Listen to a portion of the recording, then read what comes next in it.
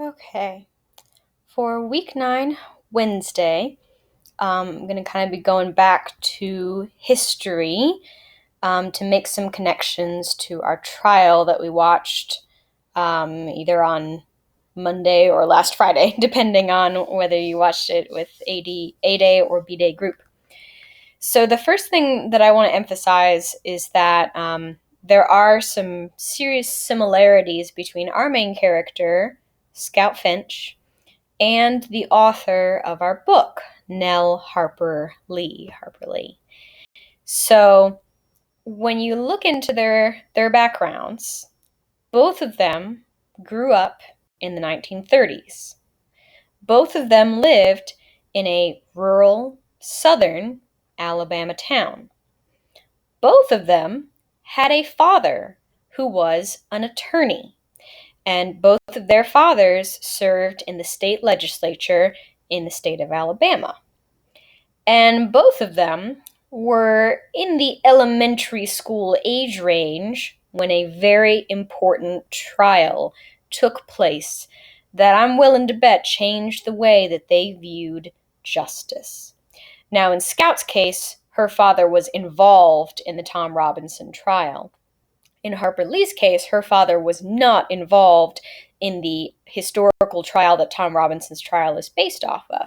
However, it was a very well publicized trial. It was covered in state and local newspapers, and these series of trials, they took place over quite a few years, the initial trial and then appeals.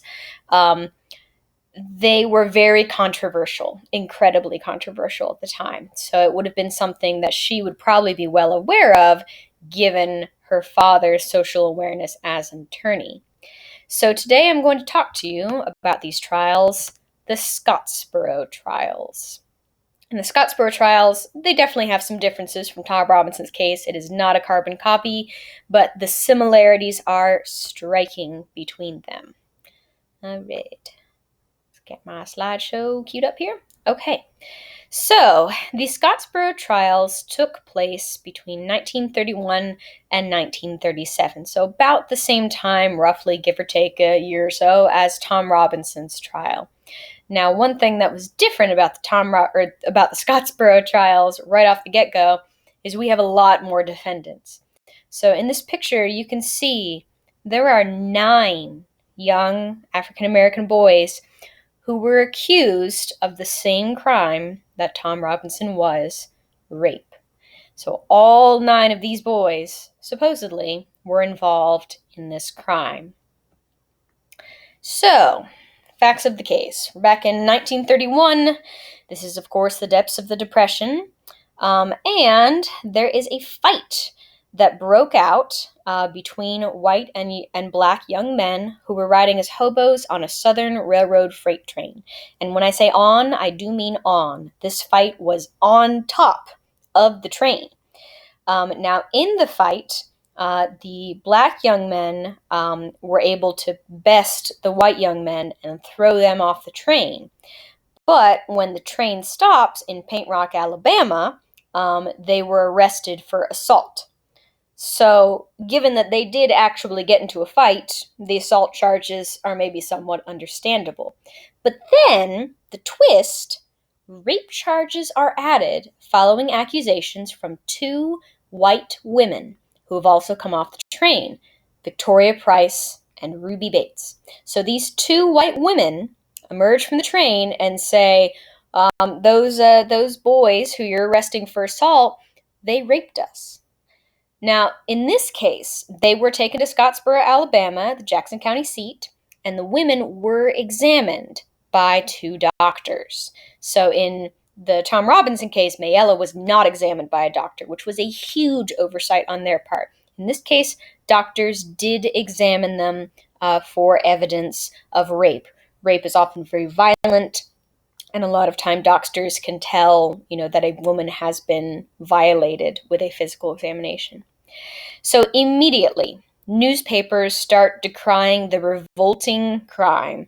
These guys have only been arrested. No trial has even taken place yet, but already people are thinking they're guilty. There's outrage over the allegations, and surprise, a lynch mob gathers at the Scottsboro jail. So that is eerily similar to Tom's case, of course. Now, in this case, they did not have Atticus and the adorable Scout Finch to turn back the lynch mob, so the sheriff had to call the Alabama governor, and Governor Miller called the National Guard to protect the jail and its prisoners. So the 9 black young men, thankfully, were not taken out by the lynch mob, but then they had to face another intimidating enemy, the court system. So March 30th, a grand jury indicted all 9 of the Scottsboro boys.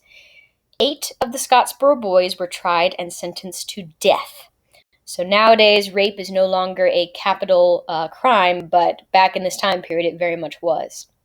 The only Scottsboro boys who was not immediately sentenced to death was a 13-year-old boy. 11 of the jurors wanted a death sentence, but 1 held out for life imprisonment instead. So all of these boys are teenagers. 13 was the youngest, but the oldest is 19. These were not men. They were boys. Some of them, it was the first time they left home. One kid, he was just hitching a ride on the train because he needed to go find work so he could buy a pair of glasses. He could barely see. So for a lot of these kids, this was an incredible shock to their system to be accused of this crime and sentenced so quickly to death for a crime that, of course, they insisted they did not commit.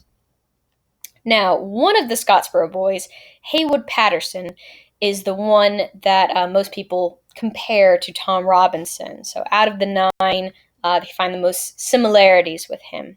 So he was 18 at the time that he was accused of rape. When he entered jail, he actually was illiterate. He was uneducated. But he educated himself while in prison, and was very, very resilient and defiant, tolerated the prison life better than many of the other Scottsboro boys. He spent 16 years of his life after being accused in Alabama courtrooms and prisons. He had a total of 4 trials and was convicted and sentenced to death 3 out of the 4 times. Finally, the last jury, out of the goodness of their little hearts, gave him a 75-year sentence. Can't be much better than death penalty. So, anyways, Haywood Patterson never lived to see freedom. Judge James E. Horton is one of our heroic characters in this case. So in our case, of course, we have Atticus. He's our hero. He is in the ring fighting for Tom Robinson's life. In the case of the Scottsboro boys, Judge James Horton, he definitely took one for the team in the case of Haywood Patterson. So Judge Horton presided over Haywood Patterson's second trial. So he had already received 1 death sentence, but on appeal, he got a second trial in Decatur. Judge Horton made a decision. It's a decision you almost never, ever see from a judge.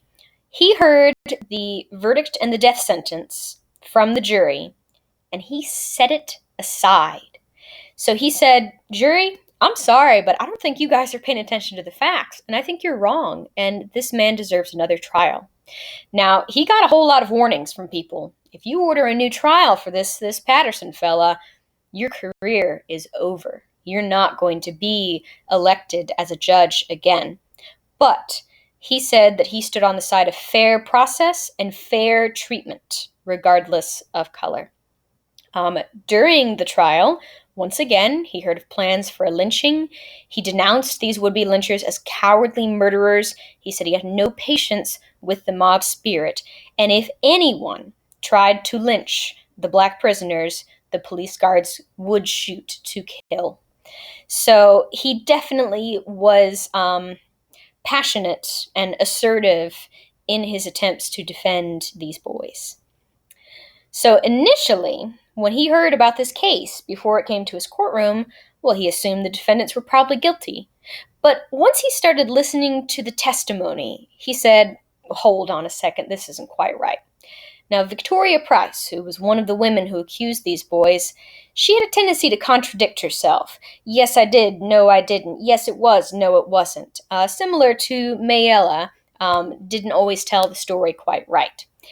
Then the medical testimony came out. So I told you these women were examined by doctors, and these doctors confirmed that these women hadn't been raped. There was no evidence of rape or sexual intercourse of any kind. So why are we here? Why are we having these trials, putting these men on trial when a medical professional has confirmed they haven't even been sexually active? That's strange, very strange. So anyways, Judge Horton, after listening to all this, said, "Look, this is rubbish. We can't give this man a death penalty for a crime we're not actually convinced actually happened." So, anyways, he suffered some consequences. In May of 1934, he was defeated, faced two opponents in his election. And most people think that the Scottsboro case was what did him in. It was a very unpopular decision. Now, many years later, they asked him in 1966, "Do you regret it?" But he quoted this family motto and said, "Let justice be done, though the heavens may fall." And there is actually a movie. It's called Heavens Fall. Really good movie.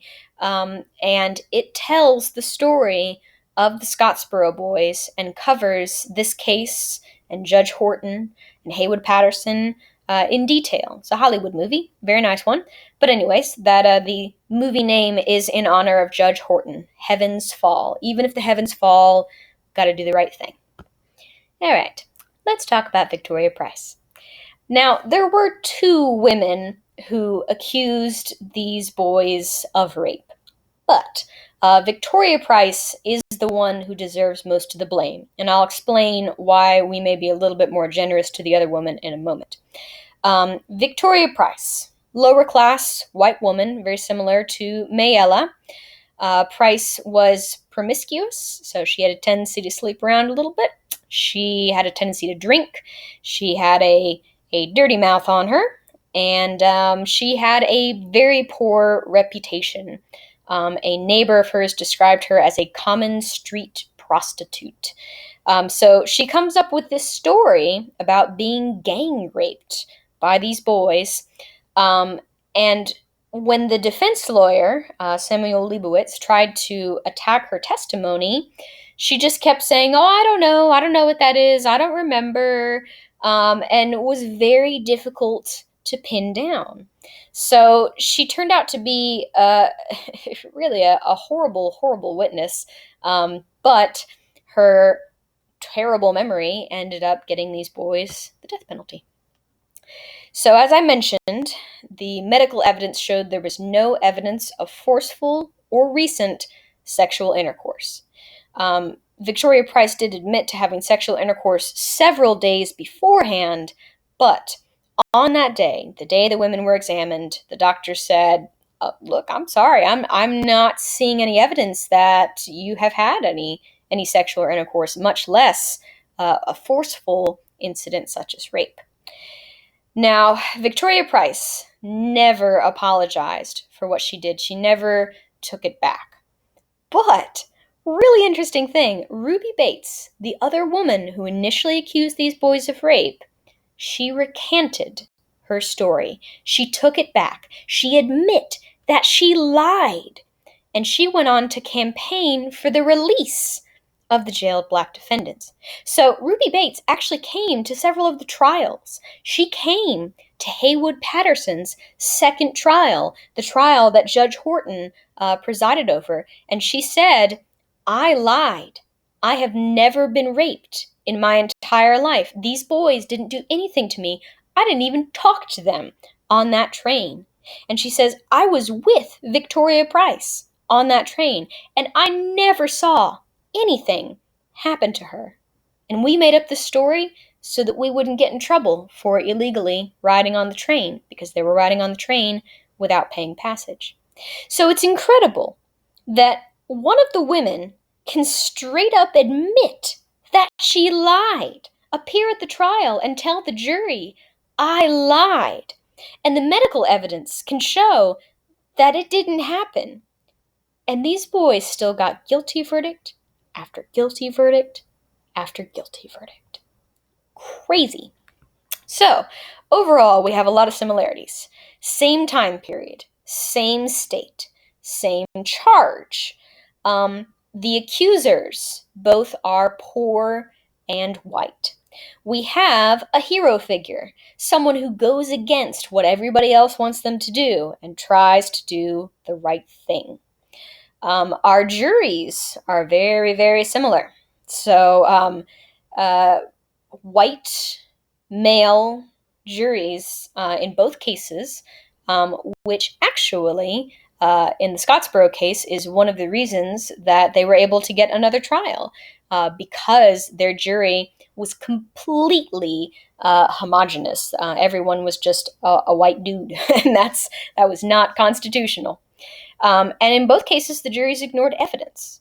So in the Scottsboro case, the women suffered no injuries.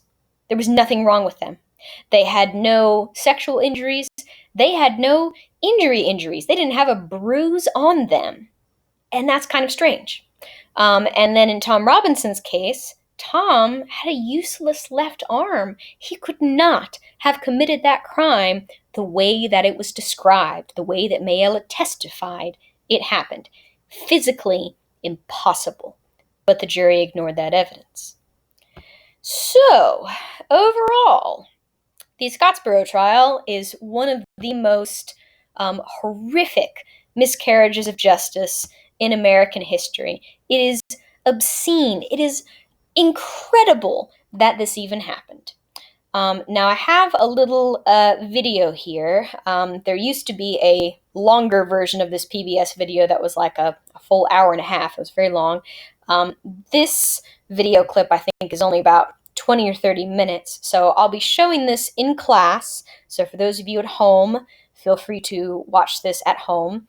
I would play it on the screen, but YouTube keeps hitting me with copyright things if I play something that's already on YouTube. So if you can play this on your own, this Scottsboro PBS video, let me know if you have any technical difficulties. And then the last thing that I want to leave you with, once you learn about this historical, horrific trial that took place, is to kind of leave you with the idea that even though this trial was a long time ago, and even though our country has made great strides since then, it may not be quite far enough yet. We may not be far enough past the Scottsboro case that we can relax and say, ah, yes, criminal justice system, totally reformed. Everything's fine now. So there is a case took place in late 1980s, early 1990s. So about 30 years ago now, called the Central Park Five. And this clip is an interview with 5 men who were accused of, you guessed it, rape.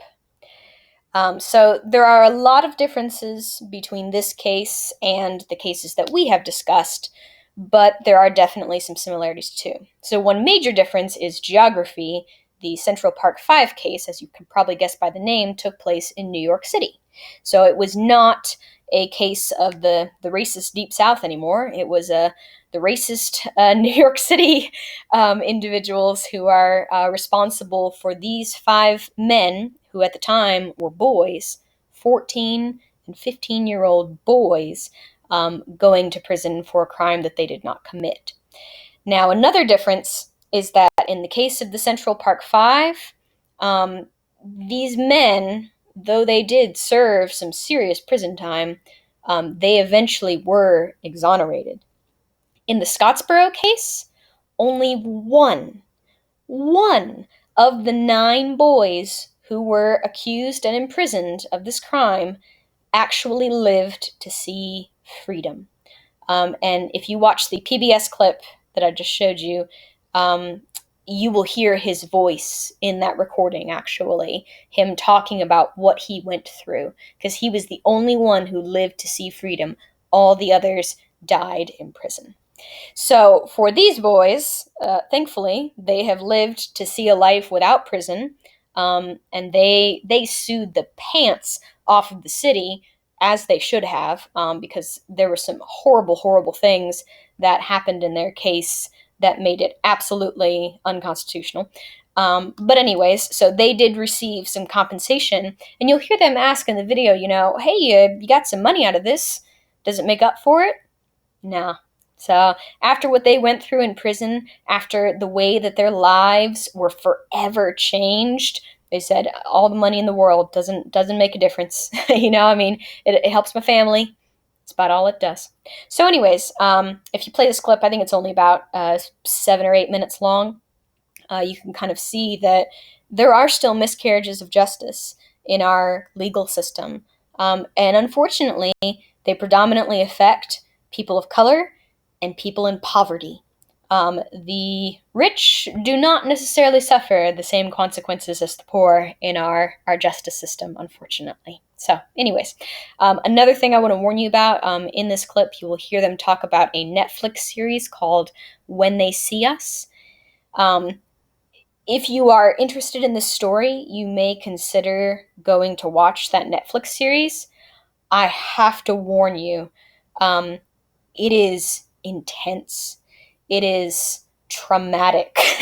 um, if you decide to watch that series, please be cautious. Maybe watch with an adult or something. Wish I had had an adultier adult to watch with me. It was really, really upsetting what these boys went through.